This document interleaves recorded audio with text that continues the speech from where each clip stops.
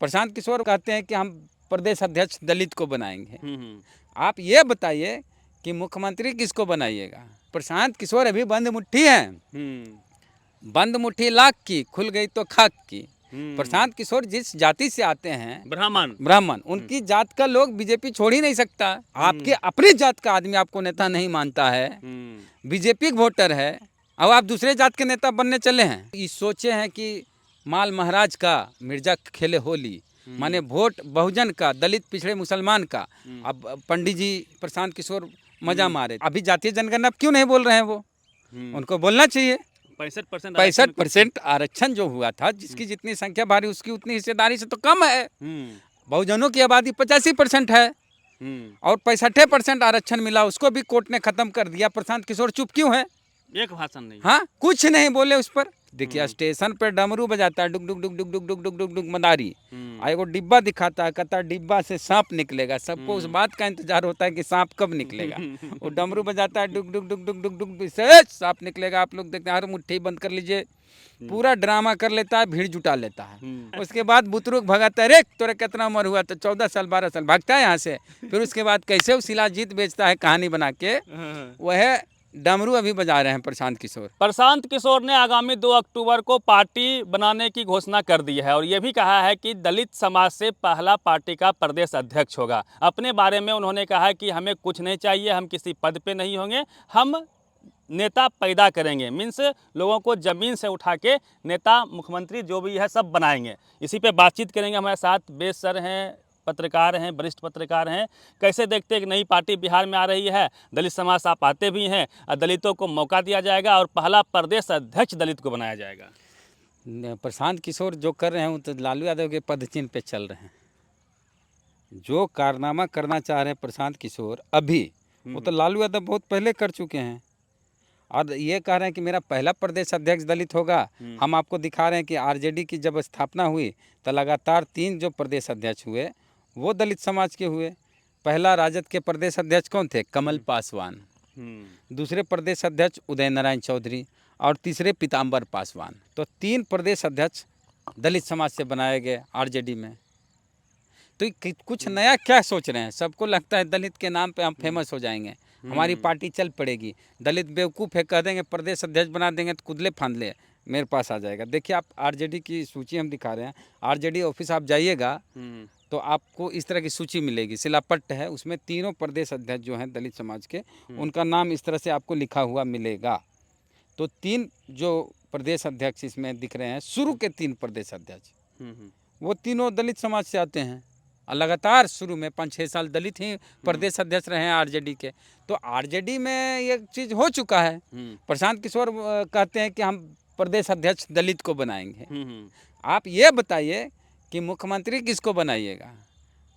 भीड़ देखिए स्टेशन पे डमरू बजाता है, डुक डुक डुक डुक डुक डुक डुक डुक डुक मदारी, और एगो डिब्बा दिखाता है, कहता है डिब्बा से सांप निकलेगा। सबको उस बात का इंतजार होता है कि सांप कब निकलेगा।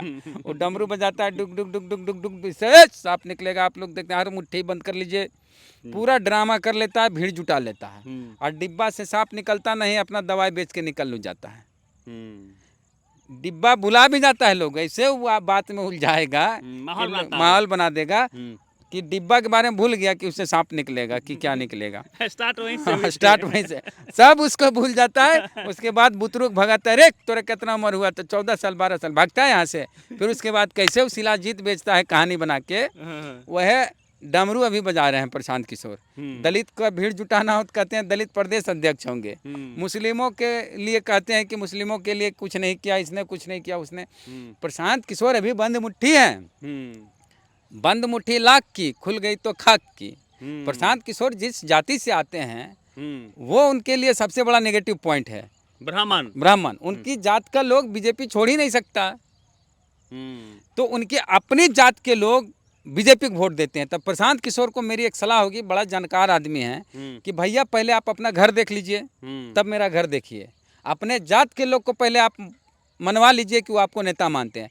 जिस दिन ब्राह्मण मान लेगा प्रशांत किशोर को अपना नेता, उस दिन हम कहेंगे कि दूसरे जात के लोग भी प्रशांत किशोर को नेता मान लो। आपके अपनी जात का आदमी आपको नेता नहीं मानता है, बीजेपी का वोटर है, अब आप दूसरे जात के नेता बनने चले हैं।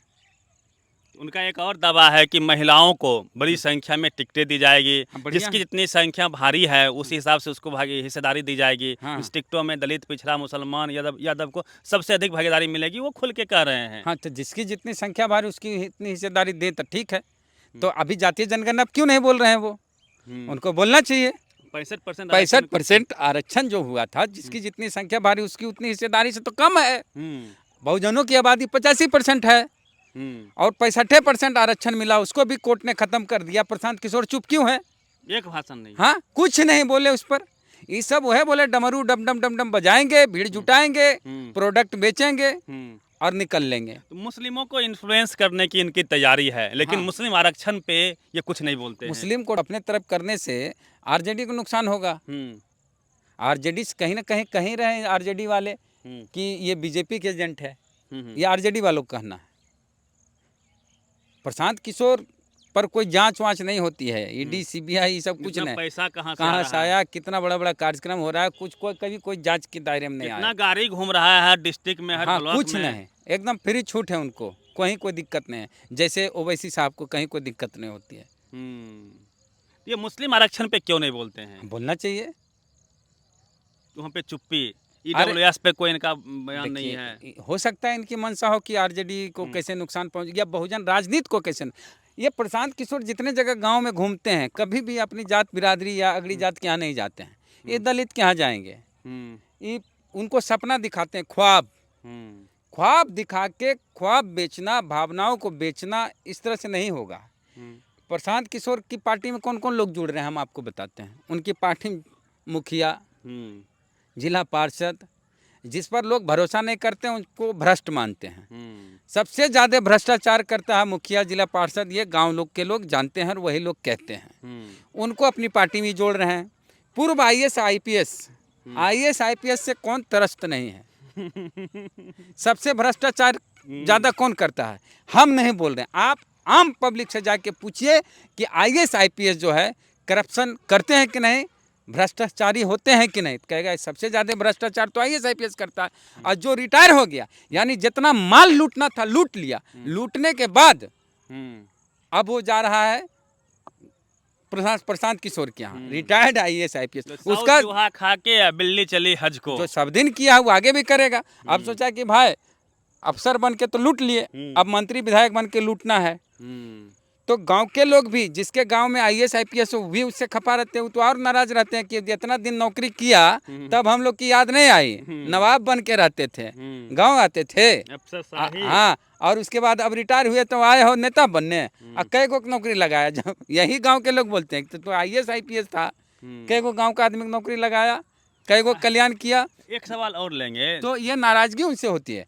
तो मुखिया से नाराज, जिला पार्षद जो जनप्रतिनिधि होते हैं उससे नाराज होते हैं लोग, आईएएस आईपीएस जो रिटायर होते हैं उनसे नाराज होते हैं लोग।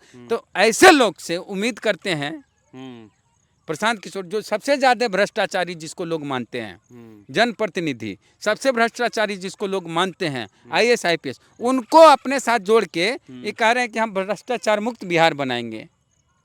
बोले जौहरी है, हीरा पहचान लेंगे। हाँ, तो हीरा पहचान ले। जब प्रशांत किशोर काहे ने कांग्रेस को जितवा दिए थे उत्तर प्रदेश में, खाट सभा करते थे ना। अरे पिछला यूपी विधानसभा चुनाव से पहले वाला चुनाव में पूरा प्रशांत किशोर देख रहे थे कांग्रेस का कैंपेन, तो कांग्रेस तो बुरी तरह हारी थी उस समय। एक सवाल और लेते हैं, खाट सभा कर रहे थे, खाट खड़ी कर दिए थे। तो प्रशांत किशोर जहाँ तक हो, हमको जहाँ तक लगता है, जहाँ जीतने वाले लोग होते हैं, ममता बनर्जी, वहाँ जाकर अरविंद केजरीवाल को अभी कहेंगे तो फिर कहेंगे स्टालिन को। जो जीतने वाला उसी में सट जाते हैं, अपना क्रेडिट ले लेते हैं। जो हारने वाला हो उसको जिता के दिखाइए तब हम मान जाए। तो उत्तर प्रदेश में कांग्रेस को अकेले कहाँ जितवा दिए जब कैंपेन पूरा देख रहे थे। एक सवाल, आखिरी सवाल लेंगे। जदयू के प्रदेश अध्यक्ष उमेश कुशवाहा जी ने भी कहा कि ये दिग्भ्रमित करने का प्रयास कर रहे हैं, चाहे मुस्लिम समाज के लोग हो या दलित समाज के लोग हो, सबसे अधिक काम जदयू ने किया मुस्लिमों के लिए। तो ये यदि बीजेपी की भी टीम है ये, फिर जदयू को क्या तकलीफ है? वो बीजेपी के साथ, बीजेपी अलायंस ने है जी, एक नहीं है। तो जब बीजेपी काहे चाहेगा कि ज्यादा मजबूती रहे, सब अपना कखिया में छाप के रखना चाहता है पार्टनर। क्या चिराग वाला खेल हो सकता है इस बार? कहीं मुखौटा प्रशांत किशोर को आगे रख के बीजेपी कर सकती है जदयू के साथ में? क्या इस तरह कोई संभावना है? कई लोग कह रहे हैं कि चिराग को, जैसे बीजेपी की जो बी टीम थी एक तरह से, सेकेंड हैंड जो भी जिसको टिकट नहीं मिला, वो चिराग पासवान की पार्टी से टिकट लेके लड़े। ये सब कुछ नहीं होगा। एक चीज़ जो बताते हैं कि नया नया है। हम्म, अरे भाई, प्रशांत किशोर कितना बड़ा चेहरा हो जाएंगे, पप्पू यादव से बड़ा चेहरा नहीं ना बिहार में होंगे एज ए पॉलिटिक्स में, पॉलिटिकल पार्टी या फिर पॉलिटिशियन। प्रशांत किशोर पप्पू यादव से बड़ा चेहरा नहीं है पॉलिटिशियन के रूप में। पप्पू यादव जितनी सेवा की है लोगों को, प्रशांत किशोर किया है नहीं न किया है जी। पप्पू यादव पार्टी बनाए, क्या असर हुआ?